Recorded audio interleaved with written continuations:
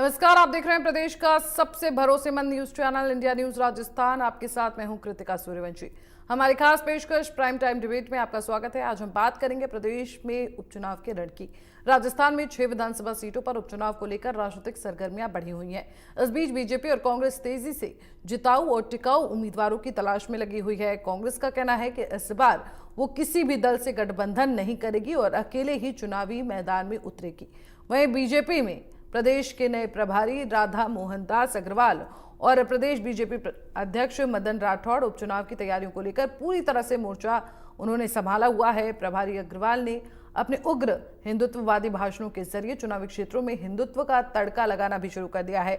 वहीं बीजेपी जम्मू कश्मीर के चुनाव में कांग्रेस और नेशनल कॉन्फ्रेंस के गठबंधन को प्रमुख मुद्दा बनाएगी। बीजेपी के लिए 6 सीटों का ये विधानसभा उपचुनाव किसी लिटमस टेस्ट से कम नहीं है। इनमें से 5 सीटें वर्तमान में विपक्ष के पास हैं और केवल सलूम्बर सीट ही बीजेपी के खाते में है। इन उपचुनाव में जीत दर्ज करना बीजेपी के लिए महत्वपूर्ण चुनौती है, जिसके लिए पार्टी ने अपनी रणनीति को लेकर बेहद सतर्कता बरतने का फैसला किया है। बीजेपी ने इन उपचुनाव के लिए डबल इंजन की सरकार का नारा दिया है। पार्टी ने जोर शोर से प्रचार करना भी शुरू कर दिया है कि डबल इंजन सरकार के कारण क्षेत्र में विकास को नए पंख लगेंगे। ईआरसीपी योजना का लाभ दौसा और देवली उनियारा तक पहुंचने की बात हो या यमुना जल का लाभ झुंझुनू को मिलने का वादा हो, बीजेपी ने विकास को चुनावी मुद्दा बनाने में कोई कसर नहीं छोड़ी है। लेकिन जिताऊ चेहरा ढूंढना अभी भी पार्टी के लिए एक बड़ी चुनौती बनी हुई है, खासकर उन विधानसभा सीटों पर जहां बीजेपी लगातार हार का सामना कर रही है। वहां ठोस इच्छा शक्ति दिखाने की आवश्यकता है। इन सब के बीच सवाल उठते हैं कि उपचुनाव के रण को लेकर किसकी क्या तैयारी है। क्या बीजेपी इस बार उपचुनाव का ट्रेंड तोड़ेगी? कांग्रेस बीजेपी के सामने क्या मुश्किलें हैं? और बड़ा सवाल ये भी है कि बीएपी आरएलपी की ताल किसके लिए टेंशन है। हमारी आज की प्राइम टाइम डिबेट इसी मुद्दे पर केंद्रित है और चर्चा में हमारे साथ जयपुर से कुछ खास मेहमान भी जुड़ेंगे।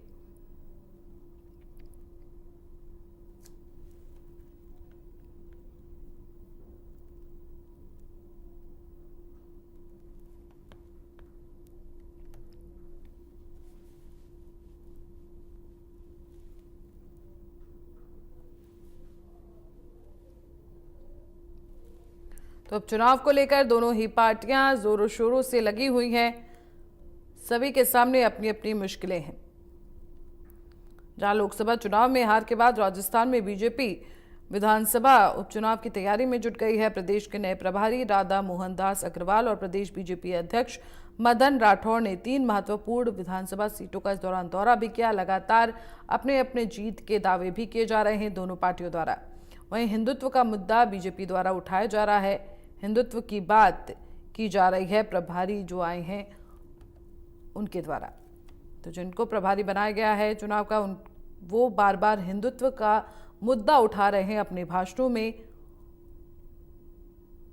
हालांकि बीजेपी के लिए 6 विधानसभा उपचुनाव जो है वो किसी लिटमस टेस्ट से कम नहीं है, क्योंकि इनमें से 5 सीटें विपक्ष के पास हैं और केवल 1 सीट सलूम्बर वो कांग्रेस के पास है।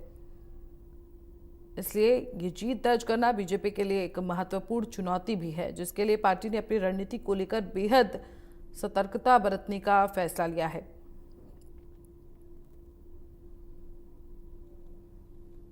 तो हिंदुत्व का मुद्दा बीजेपी द्वारा बार बार उठाया जा रहा है। राधा मोहन दास अग्रवाल द्वारा उन्हें ही प्रदेश का नया प्रभारी बनाया गया है। वो अपने भाषणों में हिंदुत्व का मुद्दा लगातार उठा रहे हैं।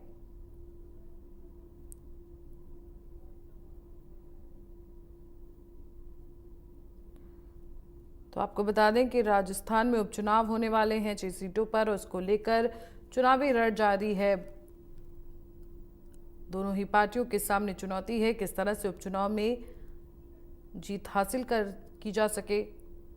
वहीं बीजेपी के लिए चुनौती ज्यादा भरी हुई है, क्योंकि इन 6 सीटों में से 5 सीटें विपक्ष के पास हैं।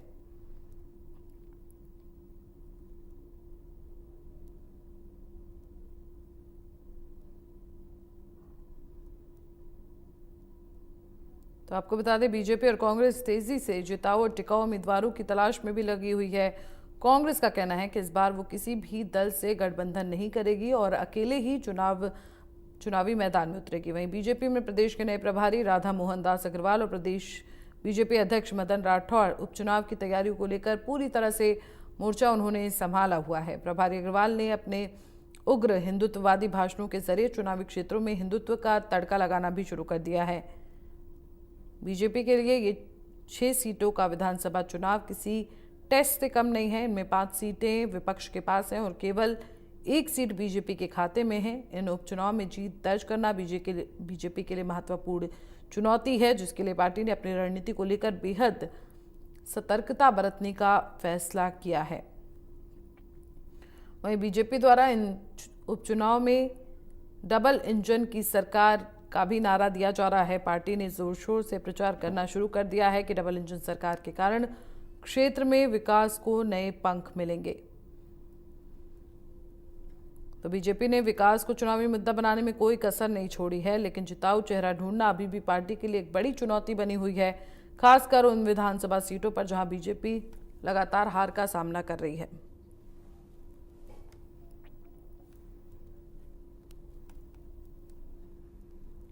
और इसी पर चर्चा के लिए हमारे साथ कुछ खास मेहमान भी जुड़ गए हैं। अपूर्वा सिंह, नेता बीजेपी, जुड़ गई हैं। करणवीर राजपुरा, नेता कांग्रेस, जुड़ गए हैं। बहुत बहुत स्वागत है आप दोनों का इंडिया न्यूज़ राजस्थान पर। सबसे पहले अपूर्वा जी आपके पास आएंगे। देखिए, जिस तरह से बीजेपी के सामने भी चुनौती है, 6 सीटों में से 5 सीटें जो है वो विपक्ष के पास है, किस तरह से तैयारी कर रही है बीजेपी, क्या प्रमुख मुद्दे हैं?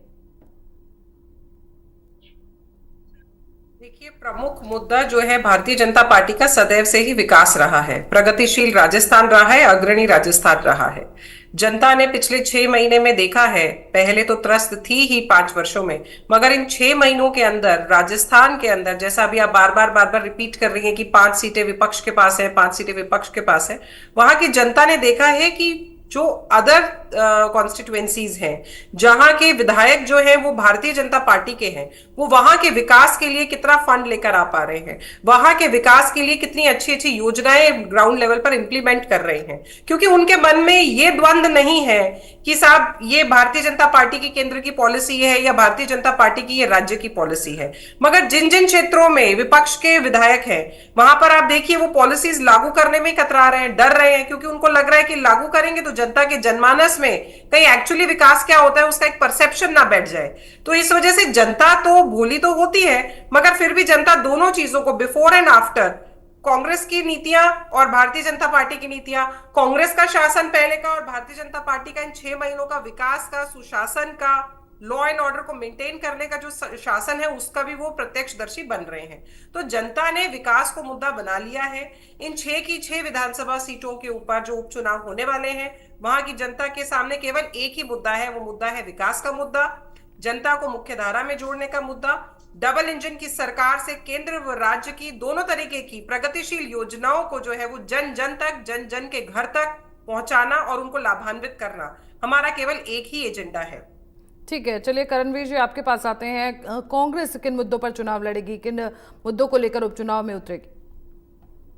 कांग्रेस आम आदमी से जुड़े हुए मुद्दों को लेकर चुनाव लड़ेगी। जिस तरह से भारतीय जनता पार्टी ने झूठ का मायाजाल बुनकर पिछले विधानसभा चुनाव में राजस्थान की जनता को ठगने का काम किया था, छलने का काम किया था, उस छल को उजागर करने का काम कांग्रेस पार्टी करेगी। ये लगातार अपूर्वा जी यहाँ दावे कर रही है कि यहाँ जो हमारे कांग्रेस की जो 6 सीटें, जिन 5 सीटों पे हमारे उम्मीदवार जीते हुए थे, वो विकास कार्य नहीं किए गणदारी। अजय अपूर्वा जी, आपकी सरकार है, आपकी भजनलाल की सरकार है, 8 महीनों में उपलब्धि आपके पास गिनाने के लिए नहीं है, बजाय आप कांग्रेस के ऊपर आक्षेप लगा रही है, आरोप लगा रही है। आप ये तो देखिए राजस्थान के अंदर, प्रदेश के अंदर जनता के क्या हालात है, महिला अत्याचार के अंदर किस तरह से राजस्थान की स्थिति है, बिजली के मामले में किस तरह से भारतीय जनता पार्टी लूट का कारोबार चला रही है, 10% फ्यूल चार्ज का ठगी आप लोगों ने राजस्थान की जनता के साथ करने लगी है। 5 करोड़ का अनुदान जो गहलोत सरकार दिया करती थी वो आपने बंद कर दिया है। जल निगम के जल को जो पीने का जो अधिकार है राजस्थान की जनता को जो मिलना चाहिए, उसको भी आप निगम के हवाले करना चाहती है। तमाम तरह की बातें हैं, चाहे बेरोजगारी की बात हो, महिला अपराध की बात हो, कानूनी व्यवस्था की बात हो। आज हमारे प्रदेश के अंदर जनप्रतिनिधियों के ऊपर हमले हो रहे हैं, उन पर सुबह लगातार हमला हुआ रफी खान के ऊपर, जो चीफ व्हिप है उनके ऊपर। तो देखिए आप राजस्थान के परिप्रेक्ष्य में ना यहाँ की आवाम सुरक्षित है, ना यहाँ की महिलाएं सुरक्षित है, ना यहाँ का किसान, युवा, बेरोजगार सब त्रस्त है। इन सभी मुद्दों को लेकर कांग्रेस पार्टी जनता के समक्ष जाएगी और जिस तरीके से इनका झूठ लोकसभा चुनाव के अंदर कांग्रेस पार्टी ने उजागर किया था, उसी के अनुरूप आने वाले विधानसभा चुनाव में वो झूठ उजागर किया जाएगा। हमारे संगठन की प्रॉपर मीटिंग्स हो रही है और आप ये देखिए कि जिस प्रभारी जी की आप लगातार बात कर रहे हैं, उन प्रभारी जी को कितना विरोध झेलना पड़ रहा है। राजस्थान के किसी भी कोने में वो जा रहे हैं तो लोग उनसे दो ही सवाल पूछ रहे हैं कि वो उनके नेताओं को कैसे सेटिस्फाई करेंगे। राजेंद्र राठौड़ का अपमान किस तरह से उन्होंने लगातार उनकी उपेक्षा की, उनका अपमान किया भरी सभा के अंदर इतने सीनियर लीडर का, वो सवाल उनसे लोग बार बार पूछे जा रहे हैं। इनकी आपसी फूट को भारतीय जनता पार्टी निपटा नहीं पा रही है, बजाय इसके कांग्रेस के ऊपर आक्षेप और आरोप लगाने की राजनीति कर रही है। इनको आगे बढ़ के राजस्थान की जनता को सुशासन कैसे दिया जाए उसके ऊपर बात करनी चाहिए। 8 महीने से सरकार के अंदर है, शासन प्रशासन सब इनके पास है, पर राजस्थान की सुरक्षा को लेकर ये हर मुद्दे पर फेल नजर आई। ठीक है, अपूर्वा जी से सुन लेते, बहुत देर से कुछ कहना चाह रहे। देखिए, अभी साथी प्रवक्ता ने बड़े सारे निशाने दागने का प्रयास किया, मगर मुझे लगता है करणवीर जी थोड़ा तो वो कहते हैं ना कि काबा के मुंह से जाओगे गालिब, शर्म तुमको मगर आती नहीं। 8 महीने की इतनी सक्सेसफुल जो सरकार है, जो सरकार के कार्य हैं, उसके बाद में भी अगर आप टीवी चैनल्स पर बैठ के जनता के सामने बोल रहे हैं तो जनता खुद ही दूध का दूध और पानी का पानी करना जानती है। मगर फिर भी मैं अपना पक्ष यहाँ पे जरूर रखूंगी। आपने यहाँ पर आज बात करी माननीय रफीक खान जी की, हमारी सिंपैथीज उनके साथ हैं कि उनके ऊपर आक्रमण हुआ, और मैं ये भी कहती हूँ कि जो भी किसने क्या आक्रमण किया, इसके ऊपर क्यों आक्रमण हुआ, इसके ऊपर भी जांच आप लोग करवा लें। मगर एक विषय और है, विषय ये है कि जैसी करनी वैसी भरनी। हो सकता है उनके ऊपर जिसने आक्रमण किया उनके घर से बाहर निकलते ही किया, उनके साथ में क्या बैर रहा हो, जैसे उन्होंने कृत्य करे हो, झूठे वादे किए हो, उसने जाकर के उसी का वहां पे प्रत्युत्तर दिया हो। मगर हम इसका समर्थन नहीं करते। प्रत्येक माननीय विधायक को जो है वो बहुत इज्जत के साथ में डील सबको करना चाहिए, उनको बिल्कुल जो है आदर और सम्मान प्रत्येक जनता को देना चाहिए, हम ये कहते हैं। मगर फिर भी उनके बीच में क्या बायसनेस थी वो उनका विषय है, उसमें हमारा कोई लेना देना नहीं। दूसरी विषय, इन्होंने ये बात कही कि प्रभारी महोदय जो है वो जाके जो बयान दे रहे हैं, प्रभारी महोदय ने केवल एक ही बयान दिया था, और वो भी एक परिवारजन जैसे दूसरे परिवारजन की चिंता करता है। फॉर एग्जाम्पल, स्कूल के अंदर जब एक टीचर जाती है, वो देखती है क्लास के अंदर 10 बच्चे मौजूद हैं और एकदम से एक बच्चा गायब मिलता है, तो क्या टीचर का ये दायित्व नहीं बनता कि वो ये पूछे कि अरे वो एक बच्चे राठौड़ बच्चा है? एक मिनट करणवीर जी, तो आपके रफीक खान जी भी बच्चे नहीं है, आपके अशोक गहलोत भी बच्चे नहीं। राठौड़ जी बच्चे हैं, आप उनको बच्चे की श्रेणी से नवाज के आप जस्टिफाई कर रहे हैं। ठीक है, एक एक करके बोलिए। ठीक है, करणवीर जी आएंगे आपके पास, अपूर्वा जी को सुन लेते हैं। बच्चे का एग्जाम्पल सेट कर रहे हैं। अगर कोई संगठन की तो बात है, कांग्रेस को संगठन का मतलब नहीं पता। जो आप कह रहे हैं ना हमारी संगठन की मीटिंग हो रही है, संगठन के अंदर जो प्रभारी होता है वो हमारे गार्जियन की तरह होता है। यही समझ अगर कांग्रेस ने डेवलप कर ली होती तो आज कांग्रेस के इतने दुर्दिन नहीं चल रहे होते। पर खैर, दूसरा विषय ये है, मैं आपको भी कह रही हूँ एंकर साहिबा, अगर ये मेरे बीच में इंटरप्ट करेंगे तो मैं इनको भी नहीं बोलने दूंगी। It's your duty to maintain. मैंने चुप करा दिया अपूर्वा जी उनको, उसके बाद जाएंगे उनके पास। आप बोल लीजिए, अपनी बात कंप्लीट कर लीजिए। आप मुझे मेरी ड्यूटी मत बताएं। कहते ना घर का पूत कवारा डोले पड़ोसी। हाँ ठीक है अपूर्वा जी, लेकिन आप मुझे मेरी ड्यूटी मत बताएं। मैंने इनको चुप करा दिया था। नहीं, आप इनको बीच में इंटरप्ट मत। हाँ तो मैंने इंटरप्ट किया, मैंने बोला कि ठीक है एक एक करके बोलिए, मैंने उनको बोल दिया। दूसरा विषय ये है कि ये जो दूसरों के ऊपर आरोप प्रत्यारोप की राजनीति कर रहे हैं, क्या ये अपने दिन भूल गए? इनके बानेसर कैंप भूल गए? अपने उदयपुर कैंप भूल गए? ये भूल गए किस तरीके से सिविल लाइंस के अंदर जो है गुटबाजियां हो रही थी? ये भूल गए किस तरीके से मुख्यमंत्री उप मुख्यमंत्री को और उस टाइम सो कॉल्ड प्रदेशाध्यक्ष को ये बोला करते थे नकारा, निकम्मा, नालायक, इंग्लिश बोल देने से राजनीति नहीं आती, फलाना नहीं आता, ढिमका नहीं आता। किस तरीके से वो व्यक्ति जिसने कांग्रेस को शासनकाल में लाने के लिए 5 लाख किलोमीटर की पैदल यात्रा करी थी सचिन पायलट जी ने जब वो प्रदेशाध्यक्ष थे, उस व्यक्ति को किस तरीके से पिछले 3 साल 3.5 साल अपने ही वजूद के लिए, अपने ही वर्चस्व के लिए अपनी ही पार्टी में लड़ना पड़ा और आज तक वो व्यक्ति संघर्ष कर रहा है। तो ऐसी पार्टी वाले दूसरे को तो संगठन का ज्ञान ना ही दे तो अच्छा है। कौन से जल जीवन मिशन की बात कर रहे थे आप? उस जल जीवन मिशन की जिसमें आपकी सरकार ने, आपके महेश जोशी जी ने, आपके तत्कालीन मंत्रियों ने क्या किया? 16,000 करोड़ का गबन किया था, 16,000 करोड़ का। पास में भी ईडी की इंक्वायरी करणवीर जी दिन बहुत दूर नहीं है। आपके भी जो नेता है ना बहुत जल्दी, आपके भी बहुत जो नेता है ना जिन्होंने करप्शन के अंदर बहुत बढ़ चढ़ के भाग लिया था, सारे के सारे जेल की सलाखों के पीछे जाने वाले हैं। कौन सी बात कर रहे हैं आप? भ्रष्टाचार की नहीं कर रहे, किन युवाओं की बात कर रहे हैं? हमारे यहाँ तो हर महीने पेपर हो रहा है, हर महीने विज्ञप्ति निकल रही है, युवाओं के सपने जो है वो वापस से सज रहे हैं। आपने 5 साल क्या खिलवाड़ किया था? 17 पेपर लीक, और पेपर लीक में कौन शामिल था? राजीव गांधी स्टडी सर्किल, कौन शामिल था पेपर लीक में? जी, अगर ठीक ईमानदारी से सुन लीजिए, जवाब दे रहा हूँ मैं आपकी बात पर। 17 बलात्कार पर डे का रिकॉर्ड है। ठीक है, करणवीर जी को सुन लेते हैं, उसके बाद अपूर्वा जी आपके पास आएंगे। पिछले एक मुशायरा है कि वो मौसमों पर उछालता है सवाल कितने, कभी तो यूं हो कि आसमां से जवाब बरसे। अब आप सत्ता में हैं, कम से कम जवाबदेही तय होनी चाहिए। अभी भी आप विपक्ष की भूमिका में, कांग्रेस राज में ये हुआ, कांग्रेस राज में क्या आप सत्ता में आके कांग्रेस के समय में अगर कुछ दुर्घटनाएं और कुछ अपराध हुए, उनका सहारा लेकर आप आने वाले समय में जो भी बालिकाएं, जो बच्चियां लगातार, आपको अपूर्वा जी, आप खुद महिला है, आपको बताना चाहूंगा पिछले 8 माह के अंदर 20,000 से भी अधिक केस यौन शोषण, उत्पीड़न, दुष्कर्म और शोषण के दर्ज हुए। आप अंदाजा लगाइए कि जोधपुर के अंदर जिस तरह की घटना हुई है, आप कोलकाता की तो लगातार बात करेंगे कि कोलकाता में महिला को न्याय मिले नहीं मिले, पर देश प्रदेश की बेटी किस बुरे हाल के अंदर है, इसकी चिंता भी भजनलाल की सरकार को और आप जैसे प्रवक्ताओं को करनी होगी कि राजस्थान के अंदर यहाँ की बहन बेटियों की सुरक्षा को लेकर किस तरह के सवाल उठ रहे हैं लगातार। और आप जिस 17 और अगर क्यों भी सरकार का निकाला जाए तो वो भी इससे ऊपर जा रहा है। 84 महिलाएं प्रतिदिन बलात्कार, दुष्कर्म की शिकार हो रही है। आंकड़ों पर नए जाते हुए इन मामलों की संवेदनशीलता समझिए। शायद आप लोगों ने एक स्लोगन दिया था, नहीं सहेगा राजस्थान। मुझे तो बड़ा आश्चर्य होता है कि कैसे सह रहा है राजस्थान। एक महिला प्रतिनिधि होने के नाते भी आप कैसे सह रहे हैं इस तरह की घटनाएं? ये बहुत ही चिंता का विषय है। कभी आप बेरोजगारी के ऊपर सवाल करेंगे तो पुरानी सरकार पे लांछन लगाएंगे। आप लगातार पेपर लीक की बात करते हैं। मैं तो आपसे ये पूछ रहा हूँ, नीट पेपर लीक मामले में आपने कितनी गिरफ्तारियां की?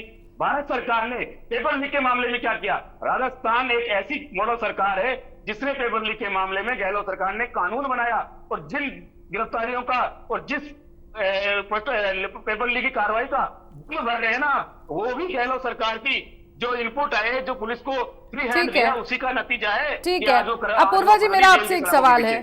ठीक है अपूर्वा जी, देखिए जिस तरह से हमने देखा है एक ट्रेंड चलता है उपचुनाव का, उसको अभी तक बीजेपी नहीं तोड़ पाई है। अगर हम 2014 से लेकर अभी तक की बात करें तो उपचुनाव में बीजेपी को कुछ खास सफलता अब तक हासिल नहीं हो पाई है। इस बार क्या कुछ कमाल दिखा पाएगी बीजेपी?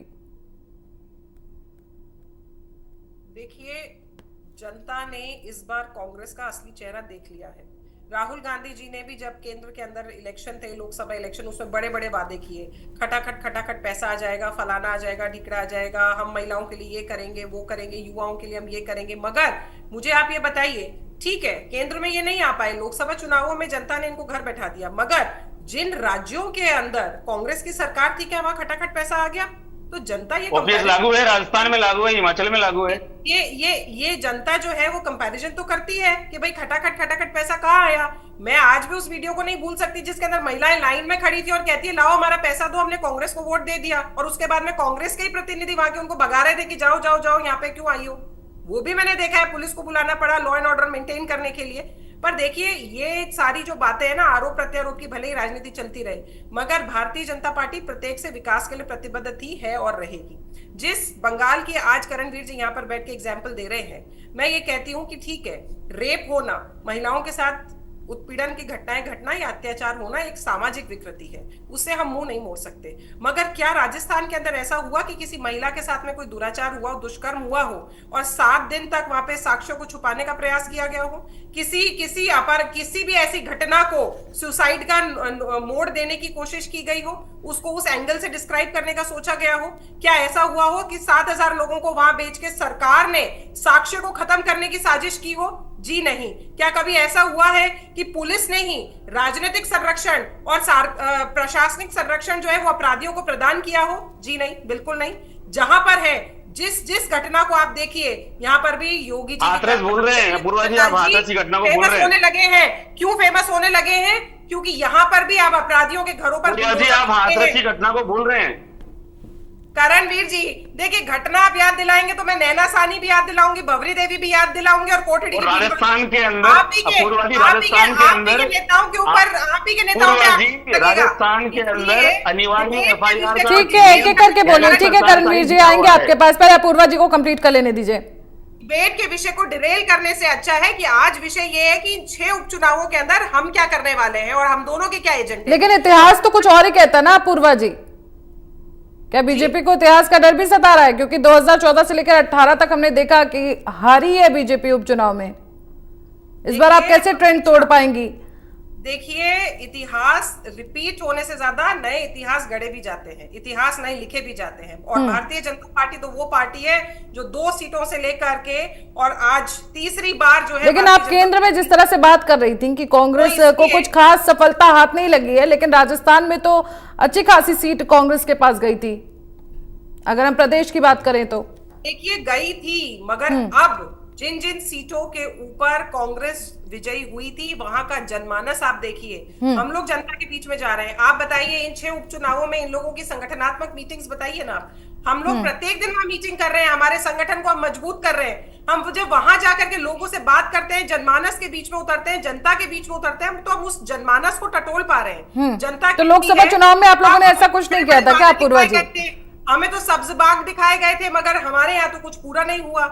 मगर जहां जहां भारतीय जनता पार्टी के कैंडिडेट जीते, मैं कहती हूँ ना साहब, हम तो विकास करने के लिए इतने तत्पर हैं कि कांग्रेस के भी विधायक आकर के हमसे अगर कहते हैं कि हमारे यहाँ पर ये स्कूल चाहिए कांग्रेस, और या हमारे यहाँ ये कॉलेज चाहिए, या हमारे यहाँ ये अस्पताल चाहिए, या हमारे यहाँ सड़कें चाहिए, तो हमारी तो बीजेपी की इतनी बड़ी दरिया दिली है कि हम सब उनको कहते हैं कि साहब लो, क्योंकि विकास विधायक का नहीं जनता का हो रहा है। मगर लेकिन इस बात का भी जवाब दे दीजिए अपूर्वा जी। जो विधायक है वो हमारे पास आके ये सब लेने में डरते हैं, क्योंकि उनको क्या लगता है कि अगर विकास कर दिया तो जनता के दिमाग में तो है कि आदरणीय भजनलाल जी की सरकार है, कहीं भजनलाल जी और बीजेपी की तरफ जनता ना हो जाए। इसलिए जो जहां जहां कांग्रेस के विधायक है, वो विधायक भी जनमानस का और जनता का भला नहीं कर पा रहे। और मुझे आप बात बताइए कि किसी भी जगह विकास करने के लिए केंद्र और राज्य दोनों की सरकारों की उसमें भूमिका होती है, मिलीजुली सहभागिता होती है। ठीक है, कुछ सब्जेक्ट होते हैं स्टेट के, कुछ सब्जेक्ट होते हैं सेंटर के। तो जनता को तो विकास चाहिए। तो जब डबल इंजन की सरकार राजस्थान के अंदर है, तो अब जनता पुनः इनको क्यों चुनेगी? ठीक है, लेकिन एक और चीज का जवाब दे दीजिए अपूर्वा जी। मगर आप जनता को पता है कि डबल इंजन की सरकार है, और अगर विकास चाहिए, ठीक और है, अगर इन कांग्रेस की जो बदनीयती है इससे बचना है, तो भारतीय जनता पार्टी को चुनना है और विकास के मार्ग पर आना है। ठीक है, जिस तरह से आप कह रही हैं अपूर्वा जी, जिस तरह से आप कह रही हैं कि आप लोगों के बीच में जा रही हैं, लोगों की बातें सुन रही हैं, तो क्या आप लोगों ने लोकसभा चुनाव में ऐसा नहीं किया था? क्या आप लोगों के बीच में नहीं गई थी? बिल्कुल किया था, बिल्कुल किया था। और फिर कैसे सीटें चली गई कांग्रेस के पास? देखिए, मैं फिर वही बात कहना चाहती हूँ, आप सरकार हमारी है, आप लोग हमें इस गिल्ट कॉन्शियस में क्यों लेकर आ रहे हैं? केवल अंतर कितना सा है मैं आपको बताती हूँ। एक बच्चा है जो हमेशा 90% स्कोर करता था, उस बच्चे ने कहा इस बार मैं 95% स्कोर करने की कोशिश करूंगा, और कर रहा हूँ और कर लूंगा। एक बच्चा था जो हमेशा फेल ही होता था, 10% नंबर लेकर आता था, वो कहता था मैं इस बार 50% नंबर लेकर आऊंगा। हुआ क्या? जो हर बार 90% लाता था वो बेचारा 85 पर आ गया, 90 नहीं लेकर आ पाया। मगर 5% वाला 13% ले आया, तो इतने उछल रहे हैं ये लोग। अरे जिस पार्टी ने एक पक्ष एक मुश्त इस भारत के ऊपर 60 साल राज किया है, एक मुश्त जो है, मतलब स्वाधीनता के बाद में, स्वतंत्रता के बाद में वो पार्टी चलती आ रही है, वो पार्टी केवल 99 सीटों पर सिमट गई। अरे 99 कितने में से लाए हो? 545 में से लेकर आए हो, कोई 100 में से नहीं लेकर आए हो। भारतीय जनता पार्टी ने तीसरी बार अपनी दम पर सिंगल लार्जेस्ट पार्टी बनने का दम दिखाया है, तीसरी बार। और ठीक है, चलिए जवाब ले लेते हैं, करणवीर जी से जवाब ले लेते हैं। ठीक है, भारतीय जनता पार्टी को ये गिल्ट नहीं है। ठीक है, जनता का जो फैसला है वो शिरोधार्य हमें पहले भी था, आज भी है। मगर जनता ने हम पर विश्वास, फिर से सरकार बनाने का विश्वास तो हम ही पर जताया है ना, कांग्रेस के खाते तो नहीं गया। अरे 10% वाला बच्चा 13% ले भी आया तो है तो फेल ही ना, पास तो नहीं हो गया। और 90% वाला अगर 85 पर आ गया तो भी डिस्टिंक्शन से तो पास हुआ है ना। तो इसके लिए इतनी पसंदगी और इतनी गिल्ट का भाव लाने की कोई आवश्यकता नहीं है। ठीक है, करणवीर जी से सुन लेते, कुछ कह रहे हैं। हमारे यहाँ अभी अपूर्वा जी कह रही थी संगठन, इनके यहाँ संगठन की मीटिंगें हो रही है, और उसका मीटिंग होने से ही सुर्खियों में नहीं है। उन मीटिंगों के अंदर जिस तरह की वार्तालाप हो रही है, जिस तरह का विरोधाभास निकल के आ रहा है, उस वजह से ये लोग, ये जो मीटिंग है इनकी, वो सुर्खियों में। हमारे कांग्रेस महासचिव की बिठाई में मीटिंग हमारे प्रदेश अध्यक्ष जी ने ली। हमारे ब्लॉक अध्यक्ष, हमारे मंडल अध्यक्ष, हमारे वार्ड प्रभारी लगातार सीटों के ऊपर अपनी राय दे रहे हैं, उनके ऊपर राय मशवरा हो रहा है और तय किया जा रहा है कि जनता के बीच से इस तरह का नाम लेके आए हम जनता के सामने कि वो जनता की आवाज को मुस्तैदी से उठाएगी। क्योंकि जिस तरह से पिछले 8 महीनों में भारतीय जनता पार्टी ने झूठ का पुलिंदा बनकर जिस तरह सत्ता प्राप्ति की है, ये लगातार हर बात पर कांग्रेस पार्टी की को और पूर्ववर्ती सरकार को जिम्मेदार ठहराते हैं। मैं तो इनसे इतना सा पूछना चाह रहा हूं, अभी आपने पिछले 2 महीनों के अंदर राजस्थान को 10% जो फ्यूल चार्ज है उसके बाद सारे लूटा आपने। पानी का जो सरकारी सेवा थी उसको निगम के हवाले करना चाहते हैं ये। इसके अलावा चाहे सड़क के मामले ले लीजिए और जिस तरह से इनके आपदा प्रबंधन मंत्री हो, चाहे वो इस्तीफा देके बैठे हो, इनकी चाहे दूसरी विधायक हो, वो लगातार इस्तीफा देने की होड़ में। तो आप स्वयं देखिए, जो भारतीय जनता पार्टी सरकार बनने के 1 माह के अंदर जो उपचुनाव हार चुकी है, सुरेंद्रपाल टीटी जी इनके मंत्री उपचुनाव हार चुके हैं, वो भारतीय जनता पार्टी अपने घमंड से नीचे नहीं उतर रही है, इनकी आंखों का पानी नहीं मर रहा है। लगातार प्रदेश की जनता से झूठ पे झूठ बोलकर ये राज करने के ऊपर काबिज है। मैं तो इनसे पूछ रहा हूं, 45% ये वादे पूरे करने का दम बढ़ते हैं। आप तो ये बता दीजिए, अगर आपको अपूर्वा जी यहाँ बैठ के बड़ी बड़ी बातें कर रही थी कि कांग्रेस का कोई विधायक आएगा तो हम उसके भी काम कर देंगे। मैं तो आपसे इस चैनल पे एक छोटी सी गुहार कर रहा हूं कि राजस्थान की जनता को 25 लाख रुपए का इलाज दे दीजिए, राजस्थान की जनता को 200 रुपए यूनिट का जो बिजली में अनुदान मिलता था वो दे दीजिए, राजस्थान की जनता को जो फ्यूल चार्ज जिस तरह से बढ़ाया आपने वो वापस ले लीजिए, हाई सिक्योरिटी नंबर प्लेट का जिस तरह का भ्रष्टाचार पुलिस से आप चौराहे के ऊपर करवाना चाहते हैं, 5-5 हजार 2,500 रुपए का चालान राजस्थान की जनता को के ऊपर चपेटना चाहते हैं, वो बंद कर दीजिए आप। जिस तरह का शासन प्रशासन कांग्रेस के समय में था उस तरह का शासन प्रशासन दे दीजिए। चाहे वो बेरोजगारों को भत्ता देने की बात हो, चाहे राजीव गांधी मित्रों की नियुक्ति की बात हो, उन मित्रों को आप लेके आइए। वो जनता के सरकार के कार्य ही किया करते थे पूर्वा जी। राजस्थान के हित की बात कीजिए, राजस्थान के जन जन की बात कीजिए, न कि भारतीय जनता पार्टी की तरह यहाँ आरोप थोपनी चाहिए। जिस तरह से आपके प्रभारी थोपे गए उस तरह से भारतीय जनता पार्टी के फैसले राजस्थान की जनता पर न थोपे जाए, इसके लिए कांग्रेस पार्टी मैदान में लड़ेगी। इन उपचुनाव के अंदर क्लीन स्वीप किया जाएगा कांग्रेस पार्टी के द्वारा और भारतीय जनता पार्टी को बताया जाएगा कि आपकी जो कथनी और करनी का अंतर है वो स्पष्ट हो चुका है, चाहे वो केंद्र की बात हो चाहे राज्य की।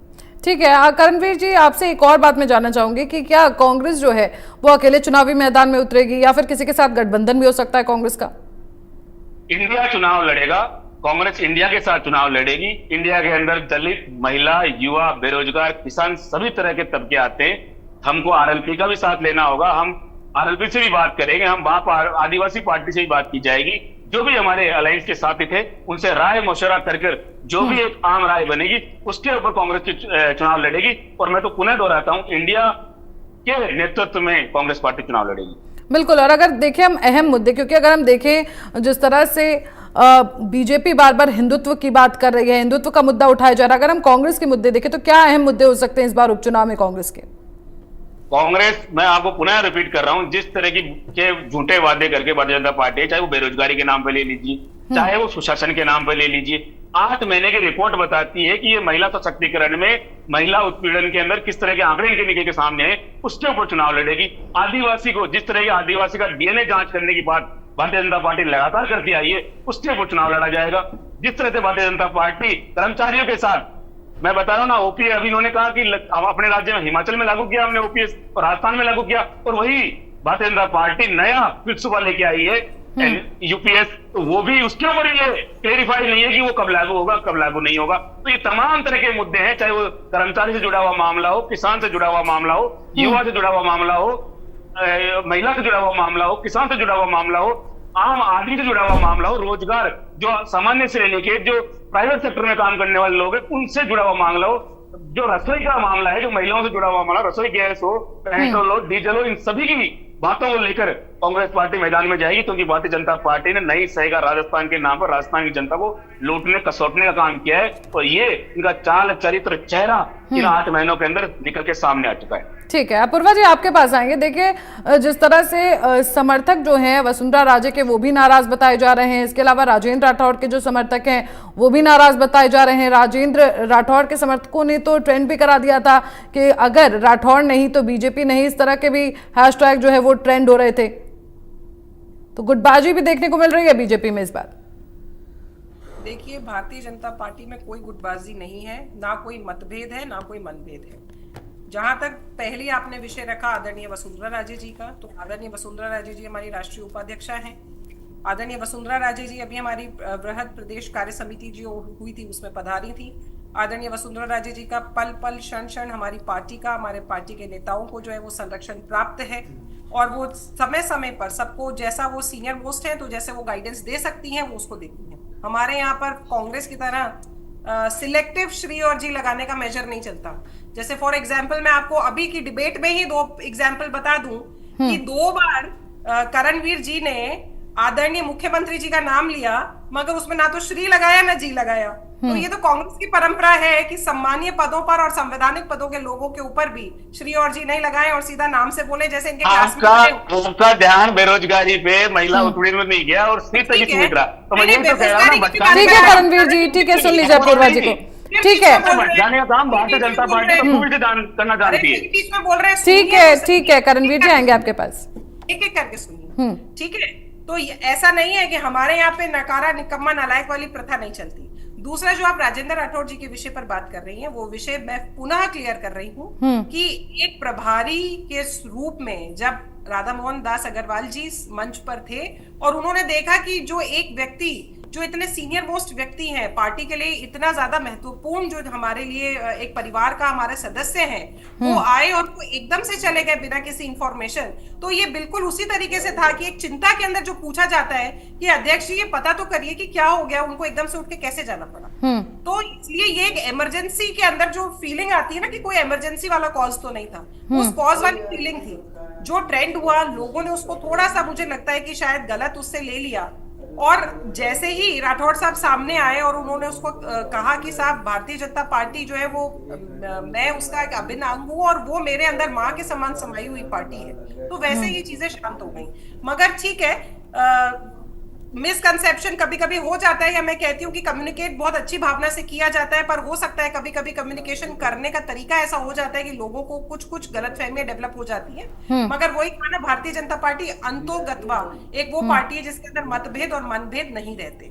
ठीक है, करणवीर जी से सुन की बात की, इन्होंने कई मुद्दे उठाए, इन्होंने कहा बेरोजगारी को लेकर के जाएंगे। मैं फिर से ये कहूंगी, पिछले 5 सालों में मैं भूली नहीं हूँ। देखिए, 2 कन्हैयालाल की घटना हुई थी, यही इनकी ताबूत की कील साबित हुई थी कांग्रेस। कन्हैयालाल उदयपुर का, और पारीक आपको याद हो जो लेटर लिख के मरा था, उस बेचारे बच्चे ने सुसाइड कर लिया, फादर को लेटर लिखा था कि पापा मेरे को माफ करो, पुलिस कांस्टेबल माफ करो, ये पेपर लीक। ठीक है करणवीर जी, आएंगे आपके पास।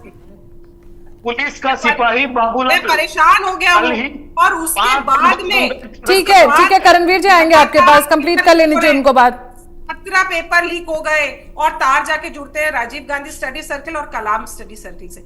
आप मुझे एक बात बताइए, पेपर लीक भी मैं कहती हूँ एक सामाजिक विकृति है, कई सारे वेगाबॉन्ड्स घूमते हैं जो ये काम करते हैं, मगर उसके अंदर सरकार की संलिप्तता दिख रही हो, कांग्रेस सरकार की संलिप्तता साफ जाहिर हो रही हो, तो ये तो चिंताजनक विषय ना। कहां जाएगा उस प्रदेश का युवा, उसको भी आप छोड़िए। कौन से आप करप्शन की बात करते हैं? वो दिन भूल गए जब राजस्थान के अंदर एक मुख्यमंत्री और 199 उप मुख्यमंत्री घूमा करते थे।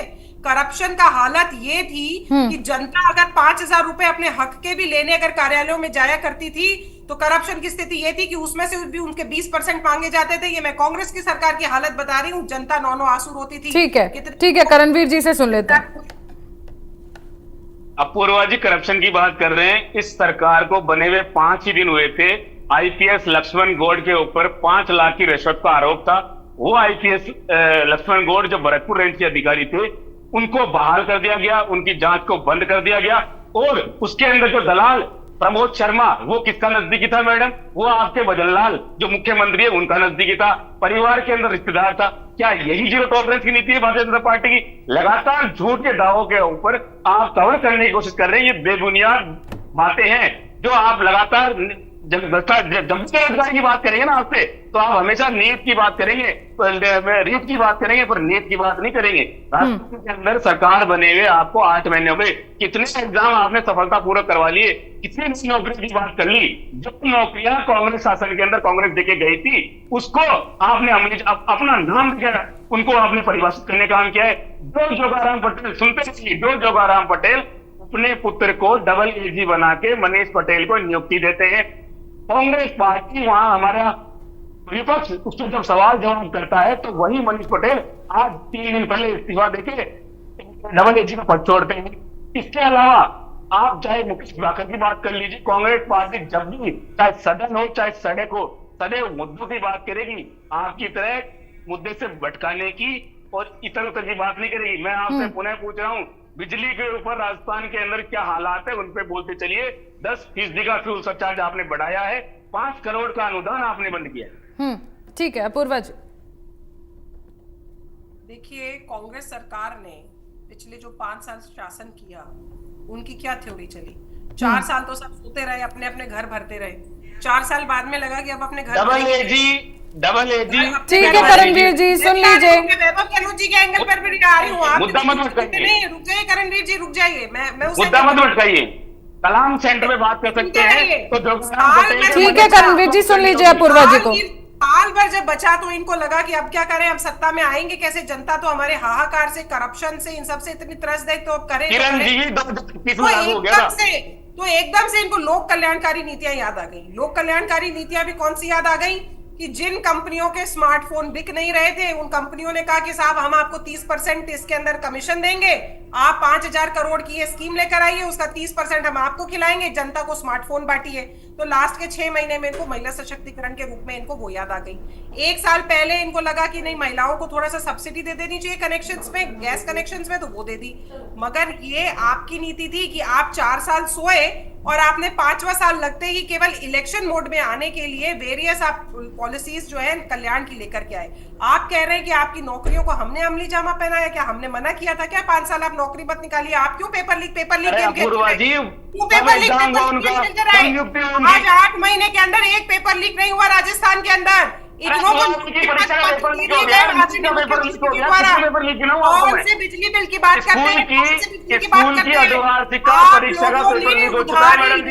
लोगों को इस तरीके से बांटने की योजना पिछले 6 महीने में केवल पॉपुलिस्टिक योजना के लिए कि क्या ये इन प्रकार हम सत्ता में आ जाएं। आपने राजस्थान के जो पैसा था, आपने राजस्थान का जो कुबेर था, कोष था, उसको पूर्ण रूप से खाली कर दिया। और खाली तो ऐसे किया कि लोगों को बेचारों को जीपीएफ एसआई का पैसा तक का लोन तक नहीं मिला।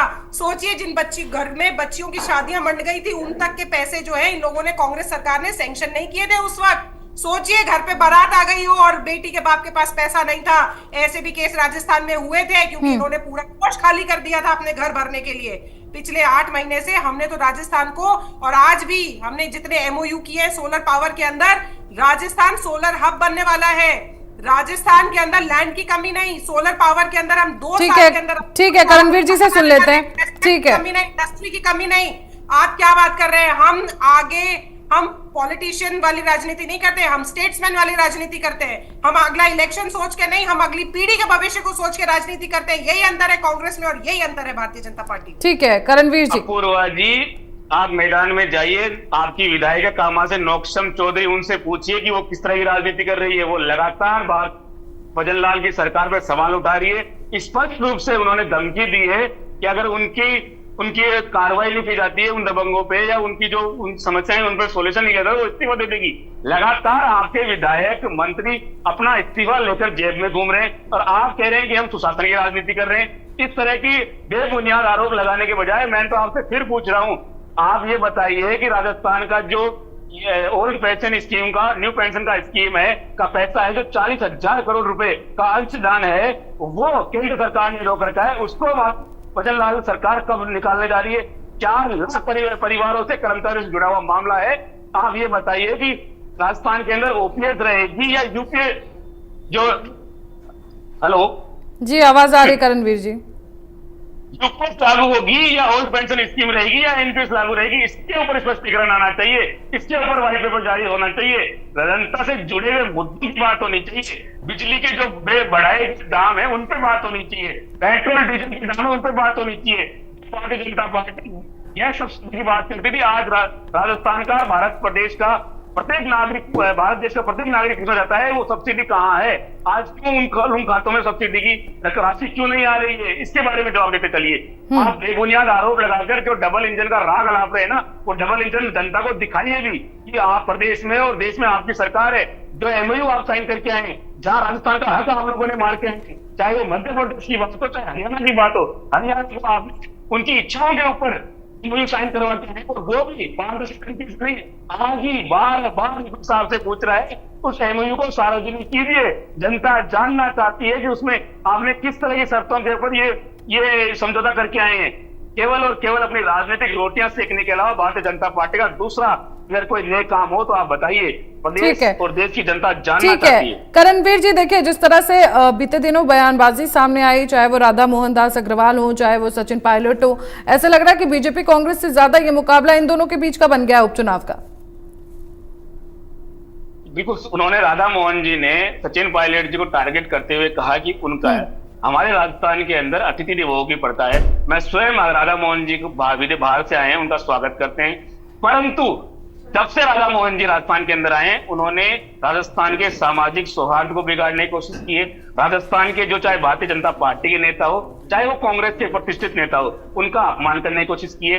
राजेंद्र राठौड़ कोई आज का या कल का चुनाव व्यक्ति नहीं हो, 7 बार का विधायक नेता प्रतिपक्ष है। वही सचिन पायलट किसान समुदाय से आने वाले सांसद है, पूर्व मंत्री है, इसके अलावा कांग्रेस के प्रदेश अध्यक्ष है, पूर्व मुख्यमंत्री है।